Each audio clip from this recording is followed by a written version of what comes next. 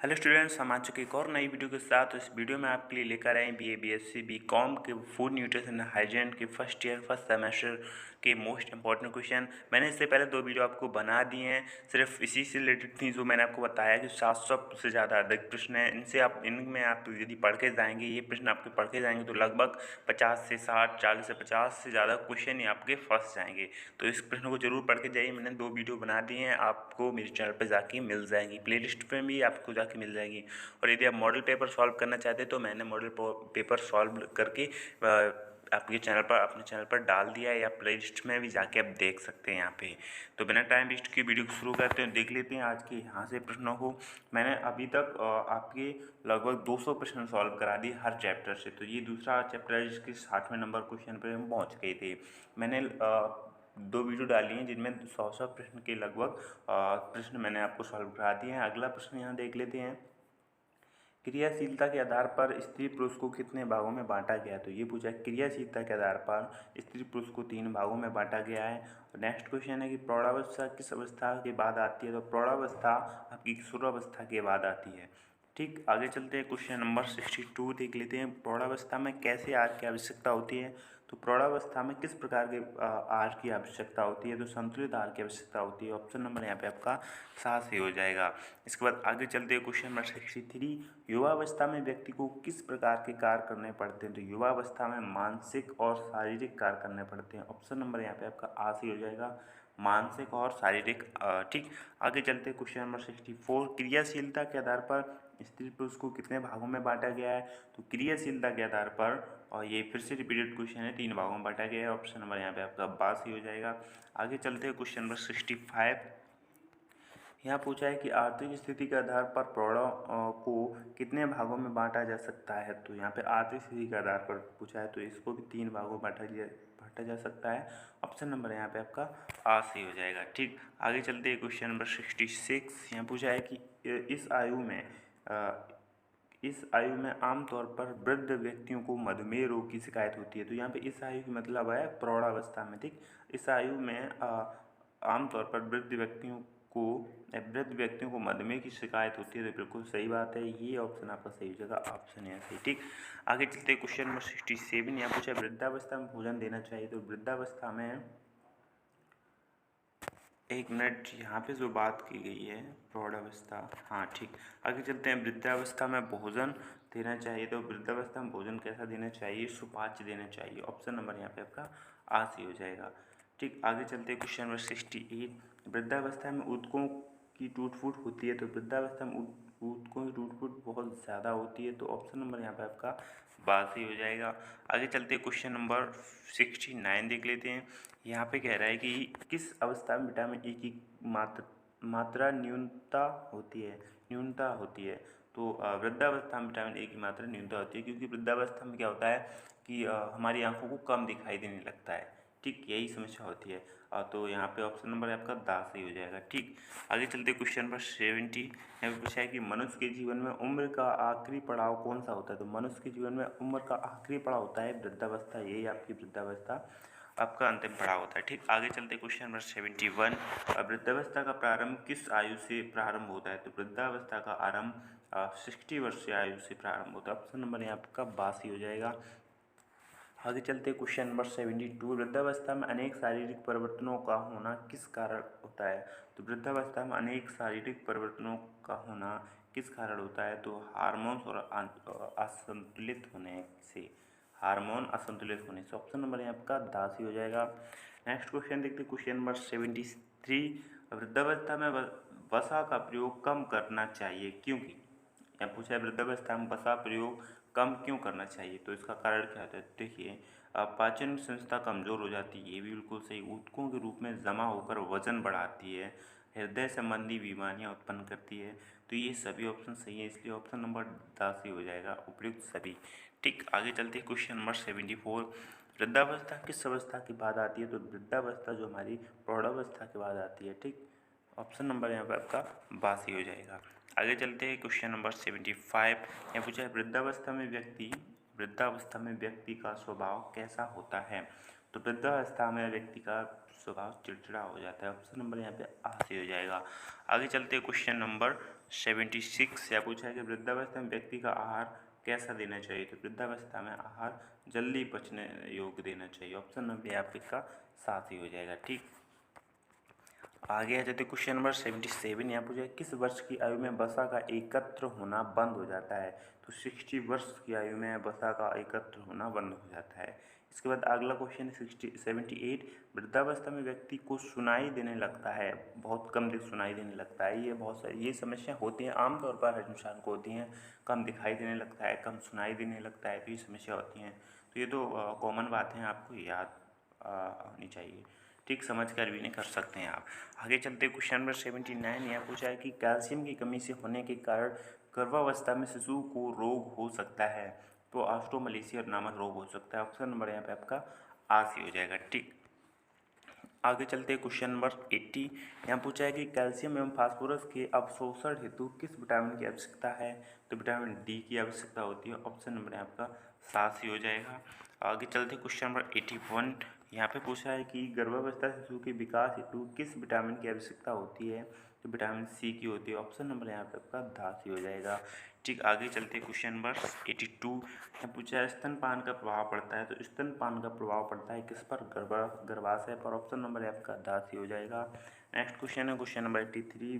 भ्रूणावस्था का समय कब से कब तक होता है। तो 15 दिन से 2 माह तक भ्रूणावस्था का कार्यकाल होता है। ठीक, समय कब से कब तक होता है, 15 दिन के बाद और 2 माह तक। ठीक, आगे चलते क्वेश्चन नंबर 84। गर्भावस्था में रक्त की मात्रा पहले की अपेक्षा बढ़ जाती है, कितनी परसेंट ये बढ़ जाती है। तो याद रखना 30% बढ़ जाती है। ऑप्शन नंबर यहाँ आपका 7 ही हो जाएगा।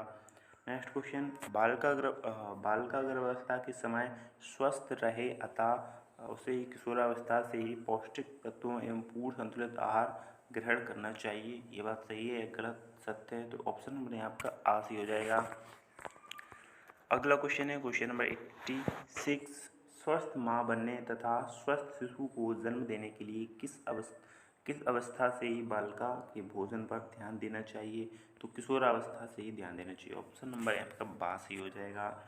अगला क्वेश्चन 87 यहाँ है कि एक शिशु जन्म लेता है, उसके शरीर में कितना प्रोटीन होता है। तो 500 ग्राम प्रोटीन होता है। ऑप्शन नंबर यहाँ पे आपका 10 ही हो जाएगा। अगला क्वेश्चन है कि भारत में मातृ मृत्यु दर अधिक होने का प्रमुख कारण क्या है।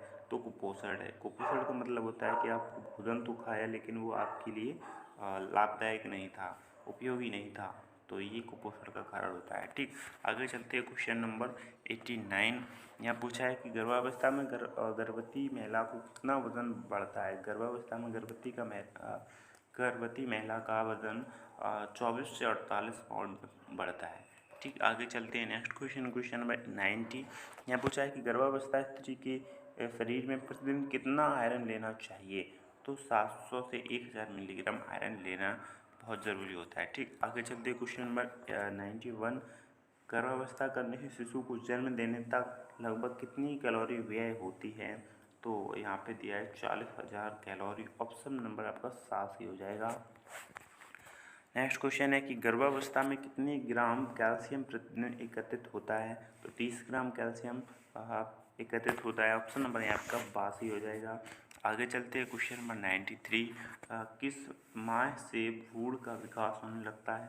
तो तीसरे माह से भ्रूण का विकास होने लगता है। ऑप्शन नंबर यहाँ आपका 82 हो जाएगा।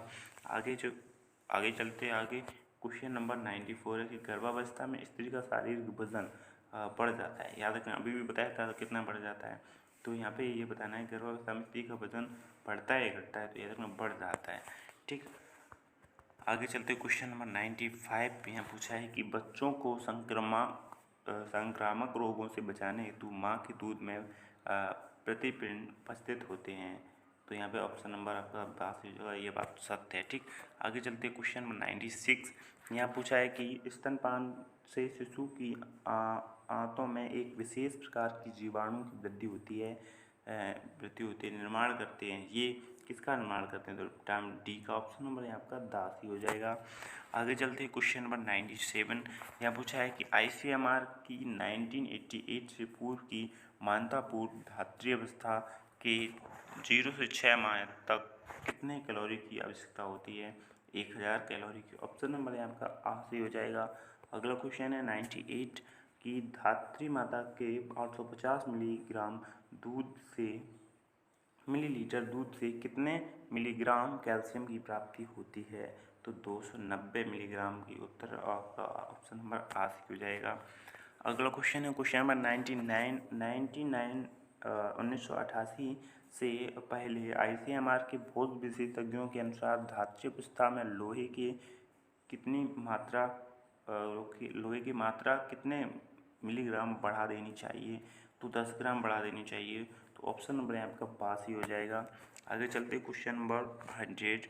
यहाँ पूछा है कि जब माँ अपने बच्चों को दूध पिलाती है तो वह कौन सी अवस्था कहलाती है? तो धात्री अवस्था कहलाती है। ऑप्शन नंबर यहाँ बासी हो जाएगा। माँ का दूध कैसा होता है? तो माँ का दूध सुपाच्य होता है। ऑप्शन नंबर यहाँ आपका आसी हो जाएगा। उसके बाद आगे चलते हैं, देख लेते क्वेश्चन नंबर 102। यहाँ पे पूछा है प्रारंभ के 2 दिन माँ के स्तनपान से निकलने वाला गाढ़ा पीला दूध निकलता है, उसे क्या कहते हैं? तो याद रखना, ये भी इंपॉर्टेंट क्वेश्चन है। कोलेस्ट्रम उसे कहते हैं। तो ऑप्शन नंबर आपका साथ ही जगह कोलेस्ट्रम। ठीक, इंपॉर्टेंट क्वेश्चन है। ऑप्शन नंबर यहाँ पे आपका साथ ही हो जाएगा। ठीक, आगे चलते हैं, आगे क्वेश्चन देख लेते हैं। नेक्स्ट क्वेश्चन है 103। यहाँ पूछा है कि स्तनपान कराते समय क्या सावधानी रखनी चाहिए? तो याद रखना, आ और बा ऑप्शन यहाँ सही दे रहे हैं। तो स्तनपान के पहले स्तन धोकर साफ करना चाहिए। स्तनपान के पहले स्तन धोकर साफ करना चाहिए। और ये ऑप्शन है 5 लगभग 5 मिनट दोनों स्तनों से दूध पिलाना चाहिए। तो ये आपको बात है। तो ऑप्शन नंबर आपका दासी हो जाएगा। आ और बा दोनों ऑप्शन यहाँ सही है, लेकिन ये ऑप्शन सही नहीं है। सवाल दोनों स्तनों से दूध नहीं पिलाना चाहिए, ये ऑप्शन गलत है। ठीक, आगे चलते हैं नेक्स्ट क्वेश्चन नंबर 104। किसके दूध में लैक्टोफेरिन नामक प्रोटीन पाया जाता है? तो माँ के दूध में लैक्टोफेरिन नामक प्रोटीन पाया जाता है। ठीक, अगला क्वेश्चन शिशु की हड्डियों और दांतों का विकास किस विटामिन के द्वारा होता है? तो विटामिन डी के कारण होता है। ऑप्शन नंबर यहाँ बासी हो जाएगा। अगला क्वेश्चन 106। लाल रक्त कणिकाओं के निर्माण में सहायक होते हैं, तो फोलेट एसिड होते हैं। फोलेट एसिड, ऑप्शन नंबर यहाँ आसी हो जाएगा। आगे क्वेश्चन देख लेते हैं, गर्भावस्था में ऊर्जा का संचय किस रूप में होता है? तो गर्भावस्था में ऊर्जा का संचय वसा के रूप में होता है। संचय किस रूप में होता है? वसा। Next question 108। माँ के स्तनों से दूध आ जाता है, माँ के स्तनों में दूध आ जाता है शिशु के जन्म लेते ही। तो ऑप्शन नंबर यहाँ आपका बासी हो जाएगा। नेक्स्ट क्वेश्चन, यहाँ पे टॉपिक चेंज हुआ, तो यहाँ पे फिर से आप क्वेश्चन 1 से देख लेते हैं। दोपहर के भोजन में क्या लेना चाहिए? तो अंडा ले सकते हैं। तो यहाँ पे जो भी मांसाहारी लोग हैं वो अंडा ले सकते हैं, जो ऑप्शन के अनुसार इसमें अंडा सही है। ठीक, आगे चलते हैं, नेक्स्ट क्वेश्चन देख लेते हैं। क्वेश्चन नंबर 102 है कि रात्रि के भोजन में लेना चाहिए। तो रात्रि के भोजन में आप चाय ले सकते हैं, समोसा ले सकते हैं, पापड़ ले सकते हैं। तो उपयुक्त में कोई भी ले सकते हैं। तो ऑप्शन नंबर यहाँ आपका दासी हो जाएगा।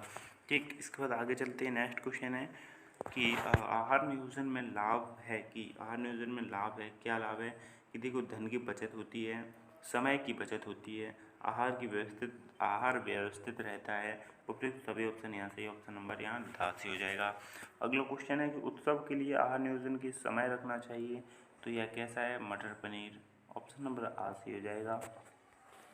आगे क्वेश्चन नंबर 5 की दैनिक आहार में खाद्यान्न की मात्रा होनी चाहिए। दैनिक आहार में खाद्यान्न की मात्रा होनी चाहिए कितनी? 200 ग्राम। तो ऑप्शन नंबर यहाँ पे आपका बासी हो जाएगा। ठीक, आगे चलते हैं।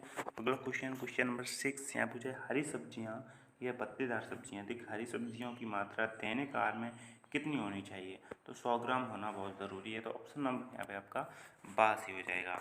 अगला क्वेश्चन देख लेते हैं, आहार नियोजन है, तो ये भी इंपॉर्टेंट क्वेश्चन है। आहार नियोजन है तो क्या है? आहार नियोजन एक कला है। तो ऑप्शन नंबर यहाँ पे आपका आ सी हो जाएगा। अगला क्वेश्चन देख लेते हैं। क्वेश्चन नंबर 8 है कि सूप, उबला चावल, उबली सब्जी कौन से भोज्य पदार्थ हैं? तो याद रखना, हल्के भोज्य पदार्थ हैं। ऑप्शन नंबर यहाँ पे आ सी हो जाएगा। आगे चलते हैं। क्वेश्चन नंबर 9, आहार में भिन्न रंगों का उपयोग करके उसे बनाया जा सकता है, आकर्षक बनाया जा सकता है। ऑप्शन नंबर यहाँ पे आ से हो जाएगा। आगे चलते हैं। क्वेश्चन नंबर 10, यहाँ पूछा है तरल आहार किसको दिए जाते हैं? तो तरल आहार रोगियों को दिए जाते हैं। ऑप्शन नंबर यहाँ पे आ सी हो जाएगा। इसके बाद आगे चलते हैं क्वेश्चन नंबर 11।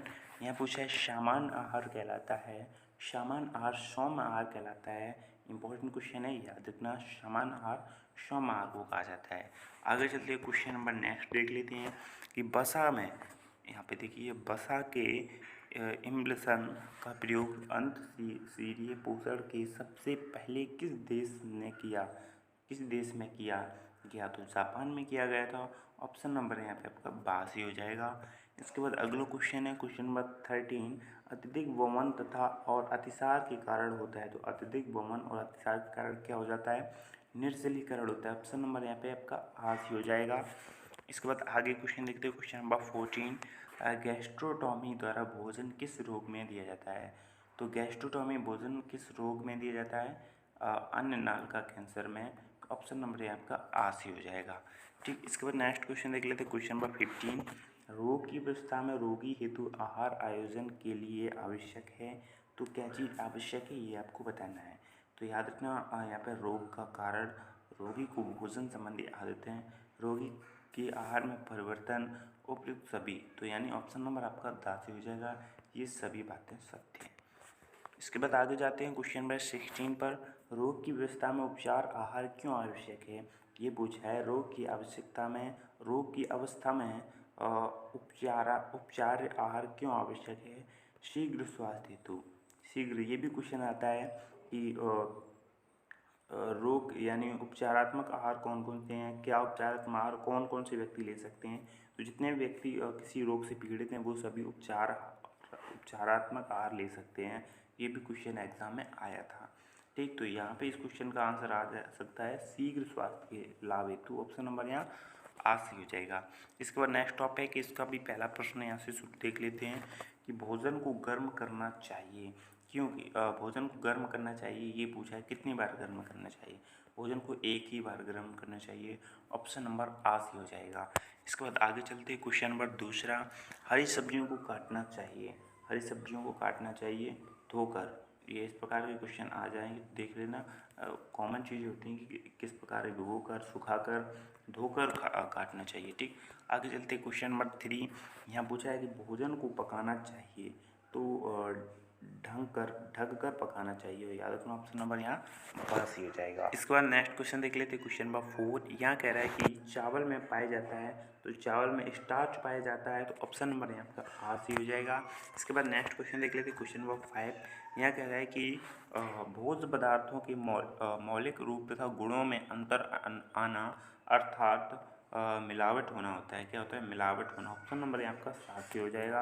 आगे चलते हैं क्वेश्चन नंबर 6। यहाँ पे पूछा है कि अनाज तथा दाल में किस पदार्थों को मिलाकर बढ़ाया जा सकता है? तो अनाज तथा दाल में मिट्टी, कंकड़, रेत मिलाकर बढ़ाया जा सकता है। तो ये ऑप्शन यहाँ पे सही हो जाएगा, क्योंकि दालों में चावल में कंकड़ मिला देते हैं तो वो बढ़ जाते हैं, लेकिन उसमें खाना नहीं बढ़ता है, बस दालों का वजन वगैरह बढ़ जाता है जो खाने योग्य नहीं रहता है फिर।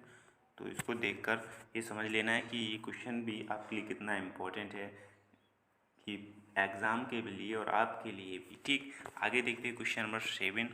यहाँ पे पूछा है कि घोड़े की लीद और तथा स्टार्च किस भोज्य पदार्थ में मिलाया जाता है? तो पिसा धनिया। ऑप्शन नंबर यहाँ तो 7 हो जाएगा। ठीक, आगे चलते हैं नेक्स्ट क्वेश्चन पर। क्वेश्चन नंबर 8 देख लेते हैं। मिलावट से बचने के लिए हमें सरकार द्वारा किन चिन्हों का ध्यान रखना चाहिए? तो प्रमाणित चिन्हों का ध्यान रखना चाहिए कि ये सही प्रमाणित हैं, यह सही हमें सरकार से द्वारा प्राप्त हुआ है, या कुछ भी इसके चिन्ह जरूर होते हैं प्रमाणित हुए होते हैं, उनसे हमें उनको देखकर ही हर चीज़ का परचेज करना चाहिए। ठीक, आगे चलते हैं नेक्स्ट क्वेश्चन देख लेते हैं। क्वेश्चन नंबर 9 की है चूहे के शरीर पर बाल होते हैं। तो चूहे के शरीर पर लगभग कितने बाल होते हैं? संख्या पूछिए तो बहुत ही ज़्यादा होते हैं, 5 लाख से आसपास होते हैं। तो ऑप्शन नंबर आपका 80 हो जाएगा। अगला क्वेश्चन देख लेते हैं कि कीटनाशक दवा होती है। तो कीटनाशक दवा कौन कौन सी होती है? DDT भी होती है, डिटॉल, BHC यानी उपयुक्त सभी होती है। ऑप्शन नंबर यहाँ 10 हो जाएगा। अगला क्वेश्चन देखते हैं, माड़ मिला दूध हो जाता है।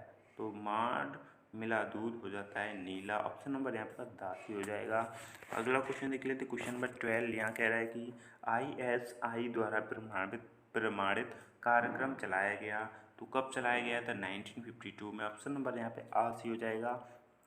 इसके बाद आगे आते हैं, क्वेश्चन नंबर नेक्स्ट देख लेते हैं।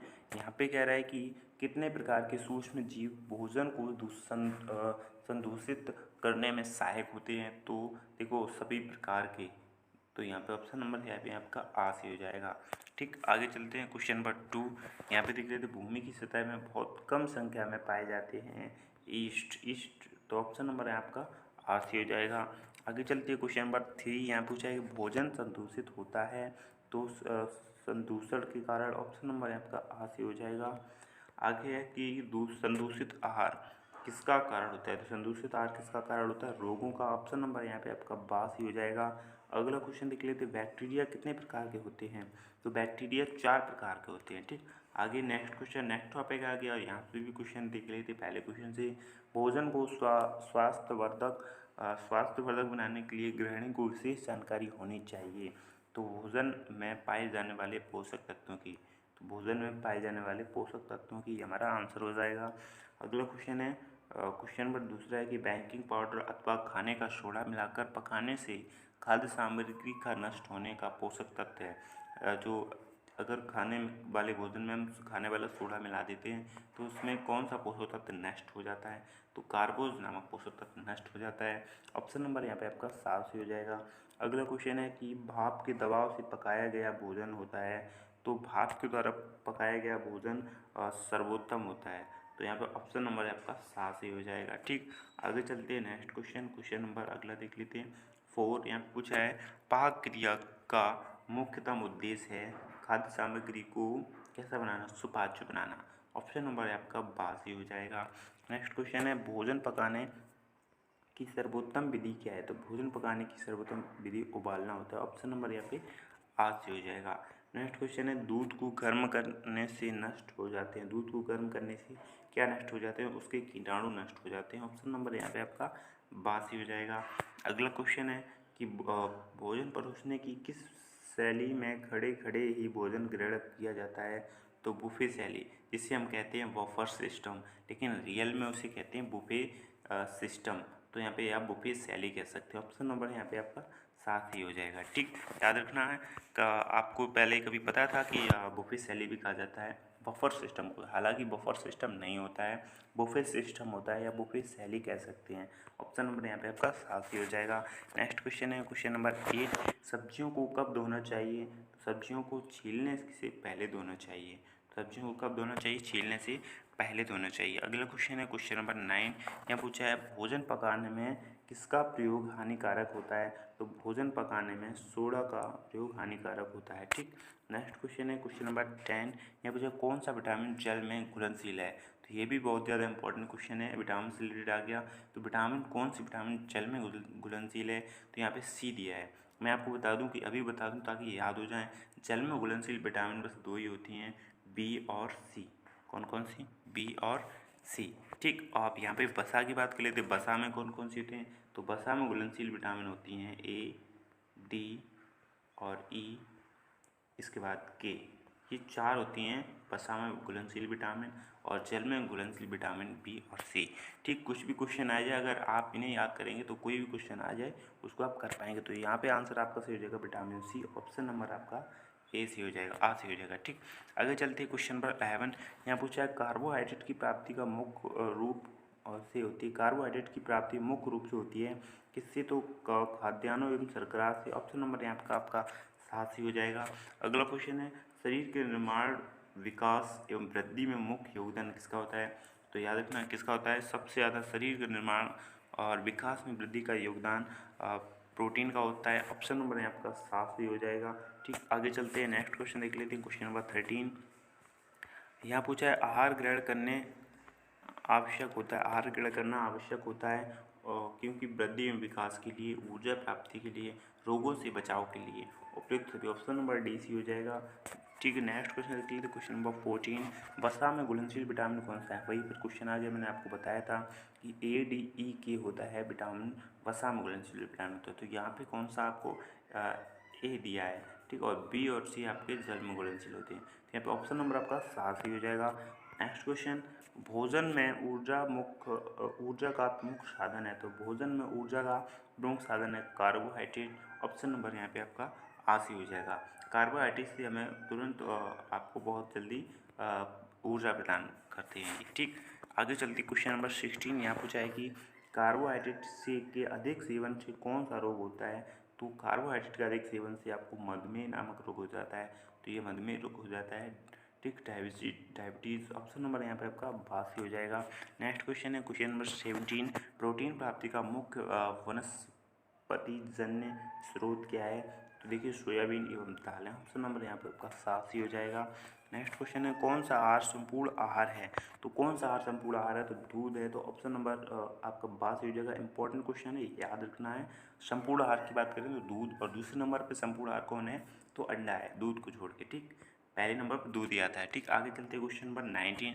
यहाँ पूछा है विटामिन बी की कमी से कौन सा रोग होता है। तो विटामिन बी की कमी से बेरी बेरी नामक रोग होता है। तो ये मैंने आपको बताया था। विटामिन ए की कमी से रतौंधी होता है, विटामिन बी की कमी से बेरी बेरी, विटामिन सी की कमी से स्कर्वी नामक रोग, विटामिन डी की कमी से कैंगर हो गया, रिकेट्स रोग, सूखा रोग इसे कहते हैं। ठीक, नेक्स्ट क्वेश्चन है क्वेश्चन नंबर 20, विटामिन ए की कमी से होने वाला रोग आपको रतौंधी मैंने अभी बताया। नेक्स्ट क्वेश्चन, दूध में किस विटामिन का प्राय अभाव रहता है। तो मैंने ये भी क्वेश्चन आपको बता दिया पहले ही, कई वीडियो मैंने ये आपको डिस्कस की थी। क्वेश्चन आते रहते हैं, इंपॉर्टेंट क्वेश्चन होते हैं। तो दूध में विटामिन सी की मात्रा बहुत ज़्यादा कम होती है, बाकी सभी की ज़्यादा होती है, लगभग ना के बराबर होती है विटामिन सी। ठीक, नेक्स्ट क्वेश्चन देख लेते हैं क्वेश्चन नंबर 22। यहाँ पे देख लीजिए कौन सा विटामिन वसा में घुलनशील नहीं है। तो वसा में घुलनशील नहीं है, कौन सा नहीं है, तो ये आपको बताना है। तो जो जल में घुलनशील है वो यहाँ पे आपको दिखेंगे। तो जो विटामिन बी और सी होते हैं वो जल में होते हैं, तो वही आंसर हो जाएगा यहाँ पे। ऑप्शन नंबर 82 हो जाएगा, जो वसा में घुलनशील नहीं है। जबकि ए, डी और के यहाँ पे ये दिए हैं, ई के अलावा भी दिए हैं ये 3। तो यहाँ पे ये क्या है, वसा में घुलनशील है बी के अलावा, तो बी यहाँ पे हमारा राइट आंसर हो जाएगा। अगला क्वेश्चन देख ले तो क्वेश्चन नंबर 23, यहाँ पूछा आयोडीन की कमी से कौन सा रोग होता है। तो आयोडीन की कमी से हमें घेंगा रोग होता है। ठीक, ऑप्शन नंबर यहाँ पे आपका 87 हो जाएगा। नेक्स्ट क्वेश्चन है क्वेश्चन नंबर 24, दूध में प्रोटीन किस रूप में होती है। तो दूध में प्रोटीन कैसीन के रूप में होती है। ऑप्शन नंबर यहाँ पे 82 हो जाएगा। नेक्स्ट क्वेश्चन है क्वेश्चन नंबर 25, विटामिन सी की कमी से कौन सा रोग हो जाता है। तो विटामिन सी की कमी से स्कर्वी रोग हो जाता है। ऑप्शन नंबर यहाँ आपका 87 हो जाएगा। नेक्स्ट क्वेश्चन है क्वेश्चन नंबर 26, विटामिन ए सर्वाधिक आवश्यक है। तो विटामिन ए किसके लिए सर्वाधिक आवश्यक है। तो विटामिन ए आँख और त्वचा के लिए आवश्यक है। ऑप्शन नंबर यहाँ आपका 82 हो जाएगा। नेक्स्ट क्वेश्चन देख लेते हैं क्वेश्चन नंबर 27, विटामिन सी पाया जाता है। तो विटामिन सी किस में अधिक पाया जाता है। तो आंवला में पाया जाता है, यानी खट्टे पदार्थों में सबसे ज़्यादा पाया जाता है। ठीक, नेक्स्ट क्वेश्चन नंबर 28, यहाँ पूछा है कि हमें संतुलित आहार लेना चाहिए, क्यों। क्योंकि इससे क्या हो जाता है, देख लीजिए यहाँ पे क्या है कि यह स्वादिष्ट होता है, इसमें स्वास्थ्य ठीक रहता है, इससे आहार संबंधी समस्त आवश्यकताएं पूरी हो जाती हैं। तो ये ऑप्शन आपका सही हो जाएगा, ऑप्शन नंबर 7, इससे आहार संबंधी समस्त आवश्यकताएं पूरी हो जाती हैं। तो ये ऑप्शन नंबर आपका यहाँ 7 हो जाएगा। नेक्स्ट क्वेश्चन है क्वेश्चन नंबर 29, यहाँ पूछा है कि इससे आहार संबंधी समस्त यहाँ पे रफेज की कमी से रोग हो जाता है। तो रफेज की कमी से कौन सा रोग हो जाता है, कब्ज। ऑप्शन नंबर यहाँ पर 82 हो जाएगा। ठीक, नेक्स्ट क्वेश्चन देख लेते हैं क्वेश्चन नंबर 30, यहाँ पूछा है, देखो कुछ स्पष्ट नहीं दिखा रहे, ब्लर दिखाई दे रहा है, लेकिन मैं आपको पढ़ के बता दूँ तो आप रिक्वेस्ट सुन लीजिए और लिख लीजिए। ठीक, यहाँ पे क्वेश्चन है दालों में कौन सा विटामिन नहीं होता है। तो दालों में कौन सा विटामिन नहीं होता है। तो विटामिन सी नहीं होता है, क्योंकि विटामिन सी ज़्यादातर खट्टे पदार्थों में होता है। ठीक, नेक्स्ट क्वेश्चन है क्वेश्चन नंबर 31, यहाँ पूछा है रेशेदार पदार्थों का प्रमुख कार्य क्या है। तो रेशेदार पदार्थों का मुख्य कार्य होता है कि आंतों की मांसपेशियों की क्रियाशील प्रदान करना। तो ऑप्शन नंबर यहाँ पे आपका 7 हो जाएगा। नेक्स्ट क्वेश्चन है क्वेश्चन नंबर 32, यहाँ पूछा है कि स्वस्थ व्यक्ति के शरीर में कितने मिलीग्राम तक आयोडीन पाया जाता है। तो 20 से 25 मिलीग्राम। ठीक, नेक्स्ट क्वेश्चन नंबर 33, कैल्शियम प्राप्ति का मुख्य साधन क्या है। तो कैल्शियम प्राप्ति का मुख्य साधन दूध होता है। ऑप्शन नंबर यहाँ पे आपका 7 हो जाएगा। नेक्स्ट क्वेश्चन है कि असंतृप्त वसीय अम्ल है। तो कौन सा जो असंतृप्त वसीय अम्ल है। तो लिनोलिक अम्ल, ओलियक अम्ल, एराकिडोनिक अम्ल। तो ये सभी हैं। तो ऑप्शन नंबर यहाँ पे आपका 10 हो जाएगा। नेक्स्ट क्वेश्चन है वसा का गुण है। तो वसा का क्या गुण है, ये देखो देर से पचना, ये बिल्कुल सही है। पानी में घुलनशील, ये भी सही है। नेक्स्ट क्वेश्चन है ईथर पानी में घुलनशील, ईथर बेंजीन में घुलनशील। तो उपयुक्त सभी ये ऑप्शन आपका सही हो जाएगा, द ऑप्शन सही हो जाएगा। ठीक, यहाँ पे पूछा है बसा का गुण है, तो बसा का पानी में घुलनशील होता है, घुलनशील होता है, ये तो बिल्कुल भी नहीं है। अगर आपको पता है कमेंट करके ज़रूर बताएं। ठीक, नेक्स्ट क्वेश्चन देख लेते हैं, क्वेश्चन नंबर 36। यहाँ पूछा है मेवों तथा बीजों में कितनी प्रोटीन पाई जाती है। तो मेवों तथा बीजों में आपके 18 से 28% प्रोटीन पाई जाती है। Next question, question number 37। निम्न में कौन सा अम्ल एसिड गेहूँ में एसिड गेहूँ में बहुत कम पाया जाता है। तो लाइसिन नमक जो होता है वो बहुत कम पाया जाता है। ठीक, नेक्स्ट क्वेश्चन देख लेते हैं, क्वेश्चन नंबर 38। अंकुरीकरण के लिए उपयोग में लाए जाते हैं। तो अंकुरीकरण के लिए उपयोग में क्या लाए जाते हैं। तो यहाँ पे अंकुरीकरण के लिए साबुत चना, साबुत अनाज, ऑप्शन नंबर शायद आ सी हो जाएगा। यहाँ पे देख लेते हैं साबुत अनाज। ठीक, ऑप्शन नंबर यहाँ पे आ सी हो जाएगा। नेक्स्ट क्वेश्चन है क्वेश्चन नंबर 39। निर्जलीकरण रोग हो जाता है, तो निर्जलीकरण रोग कब तक, जल की कमी से।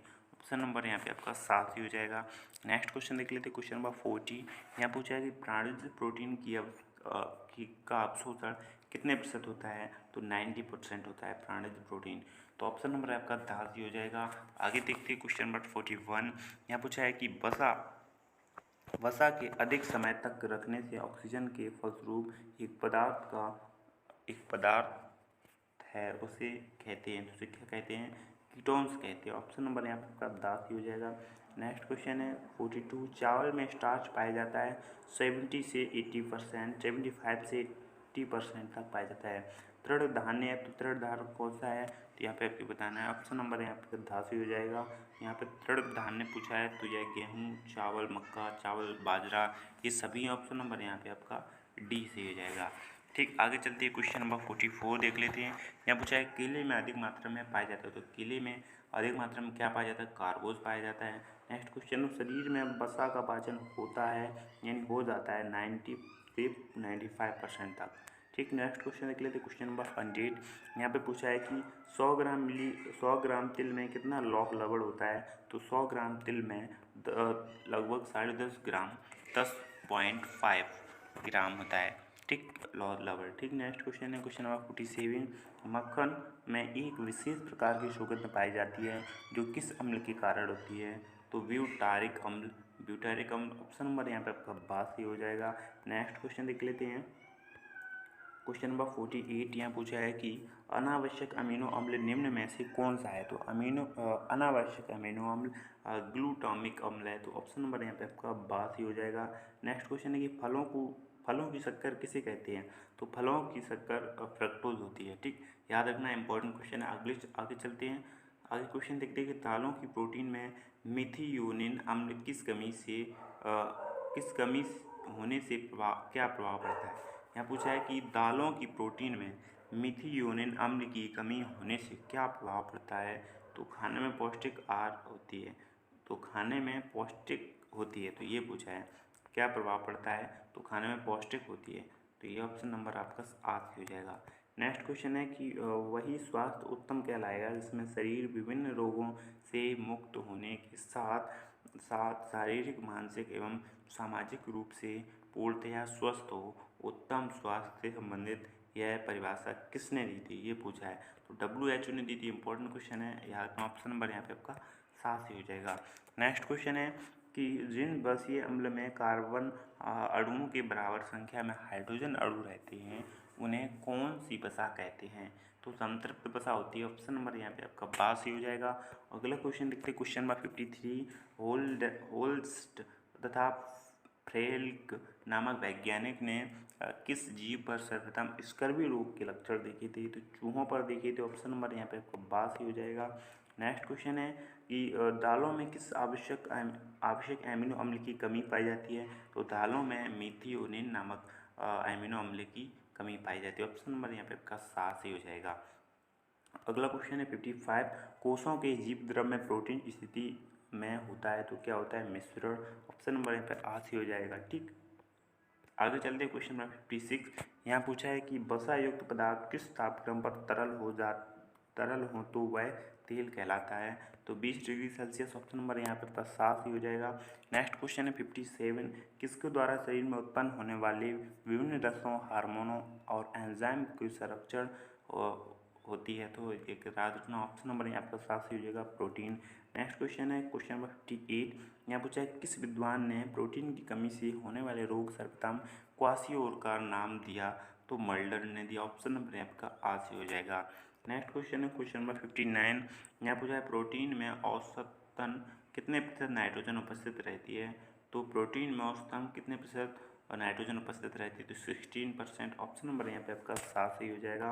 अगला क्वेश्चन है क्वेश्चन नंबर 60, यह पूछा है कि किस वैज्ञानिक ने सर्वप्रथम प्रोटीन को प्रथम स्थान ग्रहण करने वाला पदार्थ बताया था? तो मल्डर ने, ऑप्शन नंबर यहाँ पे आपका आ से हो जाएगा।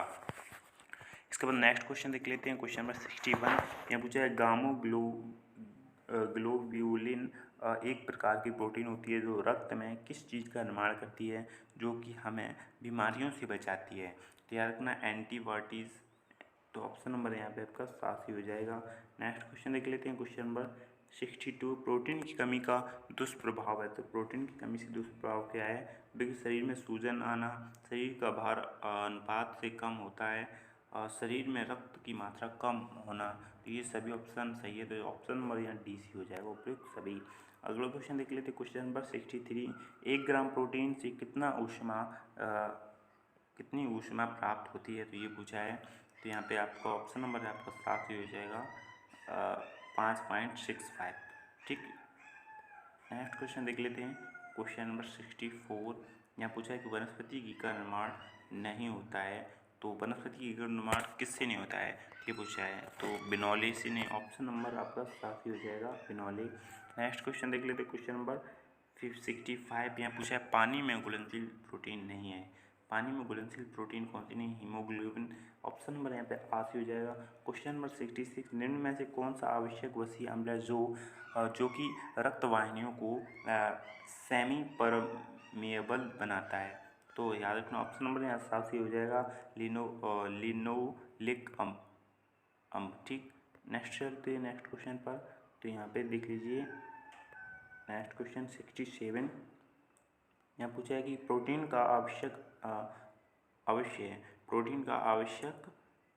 तत्व है, ये पूछा है नाइट्रोजन है, ऑप्शन नंबर आपका यहाँ पे साफ ही हो जाएगा।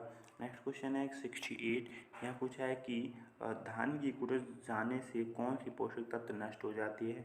तो धान की कुट जाने से कौन सा पोषक तत्व नष्ट हो जाता है? तो thiamine nucleic acid, option number यहाँ पे आपका साफ ही हो जाएगा। नेक्स्ट क्वेश्चन है 69, यहाँ पूछे दालों में कितने प्रतिशत स्टार्च पाया जाता है? तो दालों में 40% स्टार्च पाया जाता है। अगला क्वेश्चन है 70, फलों में अभोज्य भाग कितने प्रतिशत होता है? तो 39% अभोज्य पदार्थ होता है, ठीक। आगे चलते क्वेश्चन नंबर 71, यहाँ पूछा है सुक्रोज शक्कर किस शर्करा से बनाई जाती है? तो गन्ने और चुकंदर से, तो यहाँ पे ऑप्शन नंबर आपका 10 हो जाएगा, गन्ना तथा चुकंदर की शर्करा से, ठीक। नेक्स्ट क्वेश्चन, अगला क्वेश्चन है क्वेश्चन नंबर 72, यहाँ पूछा है कि आवश्यक वसीय अम्ल की शरीर में कमी होने पर त्वचा रोग हो जाता है, तो कौन सा रोग हो जाता है? देखिए ना, फिनोडर्मा, ऑप्शन नंबर आपका 10 ही हो जाएगा, ठीक। आगे चलते हैं क्वेश्चन नंबर नेक्स्ट देख लेते हैं, क्वेश्चन नंबर नेक्स्ट है 73, यहाँ पूछा है कि मक्खन में वसा की मात्रा कितनी होती है? तो 80% होती है। अगला क्वेश्चन है 78, संतृप्त वसीय अम्ल है, तो संतृप्त वसीय अम्ल कौन सा है? देख लीजिए, ब्यूटिक अम्ल, कैप्रिलिक अम्ल और यहाँ पे पॉमीलिक्टिक अम्ल, तो ये सभी ऑप्शन नंबर आपका 10 ही हो जाएगा। नेक्स्ट क्वेश्चन है क्वेश्चन नंबर 75, बीएमआर किस परिस्थिति में कम हो जाता है? तो बीएमआर आपके कुपोषण में कम हो जाता है, कुपोषण एवं वृद्धि की अवस्था में कम हो जाता है, ठीक। ऑप्शन नंबर यहाँ आपका 82 हो जाएगा। नेक्स्ट क्वेश्चन है क्वेश्चन नंबर 76, गुड़ बनाया जाता है, तो गुड़ किससे बनाया जाता है? तो याद रखना, गन्ने की रस से भी बनाया जाता है, चुकंदर की रस से भी बनाया जाता है और खजूर की रस से भी बनाया जाता है, ऑप्शन नंबर आपका 10 हो जाएगा इनमें, इन सभी से, ठीक। नेक्स्ट क्वेश्चन के लिए क्वेश्चन नंबर 77, यहाँ पूछा है शरीर में श्वेत सार की अधिकता होने पर ग्लूकोज त्वचा के नीचे किस ऊतक के रूप में जमा हो जाते हैं? तो एडिपोज ऊतक के रूप में, ऑप्शन नंबर यहाँ पे आपका 7 ही हो जाएगा। नेक्स्ट क्वेश्चन देख लेते हैं, अंडे का भाग नहीं है, तो अंडे का भाग कौन सा नहीं है? ये पूछा है, देखिए कैसीन है जो अंडे का भाग नहीं होता, ऑप्शन नंबर यहाँ पे आपका 7 ही हो जाएगा। अगला क्वेश्चन देख लेते हैं क्वेश्चन नंबर 79, यहाँ पूछा वसा या तेल को अधिक देर तक गर्म करने से एक हानिकारक पदार्थ बनाता है, तो वो कौन सा है? एक्रोलिन। ऑप्शन नंबर आपका बासी हो जाएगा। अगला क्वेश्चन देख लेते हैं, क्वेश्चन नंबर 80 यहाँ पूछा है आहार में किस पदार्थ की अधिकता कैल्शियम के शोषण में बाधा उत्पन्न करती है, तो भूसी। ऑप्शन नंबर आपका बासी हो जाएगा। नेक्स्ट क्वेश्चन है क्वेश्चन नंबर 81 यहाँ पूछा है कि वनस्पति जगत में प्रोटीन प्राप्ति का सर्वोत्तम साधन क्या है?